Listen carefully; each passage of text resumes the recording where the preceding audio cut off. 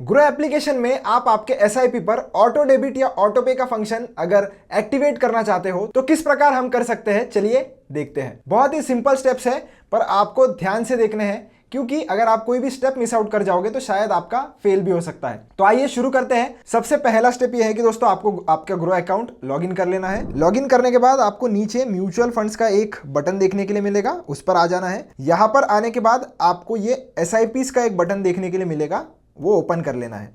अब यहाँ पर आप आने के बाद आपको जितनी भी एसआईपीस आपकी शुरू होगी वो सारी चेकआउट आप यहाँ से कर सकते हो। जैसे मेरी एक एसआईपी शुरू है 100 रुपीज की, आप चेकआउट कर सकते हो। अगर आपकी मल्टीपल एसआईपीस है तो आपको सारी एसआईपीस यहाँ पर देखने के लिए मिल जाएगी। तो आपको ऑटो पे सेट करने के लिए क्या करना है, इस वाले बटन पर क्लिक करना है। इस पर जैसे ही आप क्लिक करोगे आप रिडायरेक्ट हो जाते हो BSE स्टार MF के वेबसाइट पर। अब यहाँ पर आने के बाद आप देख सकते हो कि मैक्सिमम अमाउंट है 1,01,000 रुपए, यानी कि आप मैंडेट जो है वो मैक्सिमम अमाउंट कितने का लगा सकते हो, तो 1,01,000 रुपए तक का आप लगा सकते हो। इसमें मिनिमम अमाउंट आप आपसे सेट नहीं कर सकते हो, मतलब आप मैन्युअली कोई भी मिनिमम अमाउंट यहां पर सेट नहीं कर सकते हो। वैसा कोई भी फंक्शन या फीचर हमारे पास अवेलेबल नहीं होता। तो मैक्सिमम लिमिट यहां पर 1,01,000 रुपए की ऑटोमेटिकली सेट होकर आती है। उसके बाद आपको IFSC कोड, आपका नाम, अकाउंट नंबर, ये सारी चीजें आपको वेरीफाई कर लेनी है। तो जो भी आपका प्राइमरी बैंक अकाउंट होगा उसके साथ ऑटोमेटिकली आपका मैंडेट क्रिएट होता है। तो 3 मोड्स आपको मिलते हैं दोस्तों, एक है डेबिट कार्ड, एक है नेट बैंकिंग और एक है आधार कार्ड। इन तीनों की मदद से आप आपका ऑटो डेबिट या ऑटो पे का फंक्शन एक्टिवेट करा सकते हो। तो टोटली आप पर डिपेंड करता है। अगर आपके पास डेबिट कार्ड है तो वो यूज कीजिए।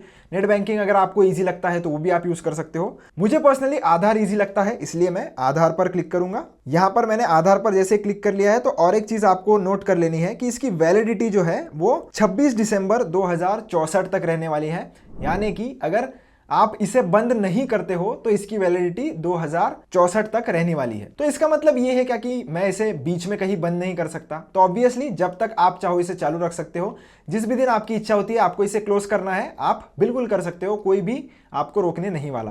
तो आपको सिंपली इस बॉक्स पर जो है, चेक बॉक्स पर एक बार टिक करना है ताकि हम आगे प्रोसीड कर सके। उसको जैसे ही आप टिक करोगे आपको सबमिट का बटन मिल जाएगा। सबमिट पर आपको क्लिक करना है और आपके आधार का लिंक्ड जो भी मोबाइल नंबर होगा वो आपको साथ में लेकर बैठना है, क्योंकि OTP उस पर ही आता है। ये एक बार फिर से आपको सारी चीजें पढ़ लेनी है और प्रोसीड पर क्लिक करना है। फिर से हम इस चेक बॉक्स पर क्लिक करेंगे और क्लिक करते ही फिर से आपको प्रोसीड का बटन मिल जाएगा, उसको आपको क्लिक कर लेना है। क्लिक करने के बाद आपको फिर से एक बार अमाउंट देखने के लिए मिल जाती है। ऊपर आपका नाम आ जाएगा और आप मैंडेट किसे इशू कर रहे हो, तो इंडियन क्लियरिंग कॉरपोरेशन को।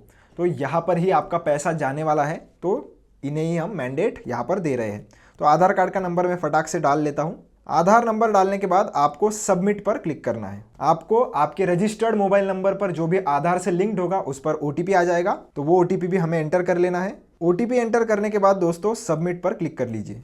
फिर से एक OTP आ जाएगा आपको बैंक की तरफ से, तो वो भी आपको एंटर कर लेना है और इसे भी हम सबमिट कर देंगे। तो आपका जो मैंडेट है वो अभी एक्सेप्ट हो गया है। तो 7 से 8 सेकंड में ये जो स्क्रीन है वो ऑटोमेटिकली रिफ्रेश हो जाएगी और आपका एप्लीकेशन कुछ इस तरीके से ओपन हो जाएगा। यहाँ पर लिखा आ रहा है कि आपका ऑटो पे का जो रिक्वेस्ट है वो सबमिट सक्सेसफुली हो गया है, पर इसे प्रोसेस होने में 2 से 7 दिन का वर्किंग डेज का समय लगता है। यानी कि 2 से 7 दिन के बाद आपका ये जो मैंडेट है वो एक्टिवेट हो जाएगा और फिर इसके बाद इसमें से डिडक्शन जो है या ऑटो पे जो है वो स्टार्ट हो जाएगा। तो जैसे ही हम डन पर क्लिक करेंगे हमारी प्रोसेस जो है वो कंप्लीट हो जाएगी। आप यहां से इसे चेक भी कर सकते हो।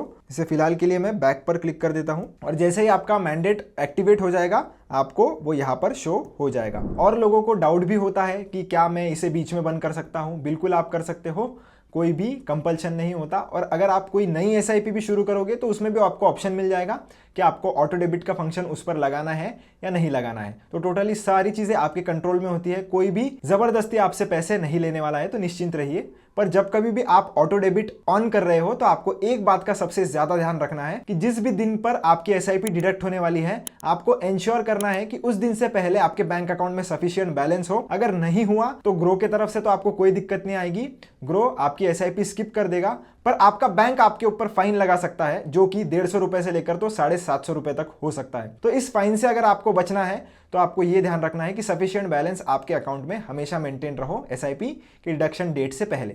अगर नहीं तो फिर आपको फालतू के एक्स्ट्रा चार्जेस से सफर करना पड़ सकता है। तो ये इन्फॉर्मेशन और वीडियो कैसा लगा मुझे कमेंट सेक्शन में जरूर बताना। वीडियो पसंद आया हो तो चैनल को लाइक, शेयर और सब्सक्राइब जरूर से करना। मिलता हूं आपसे नेक्स्ट वीडियो में। Till then keep learning, keep earning.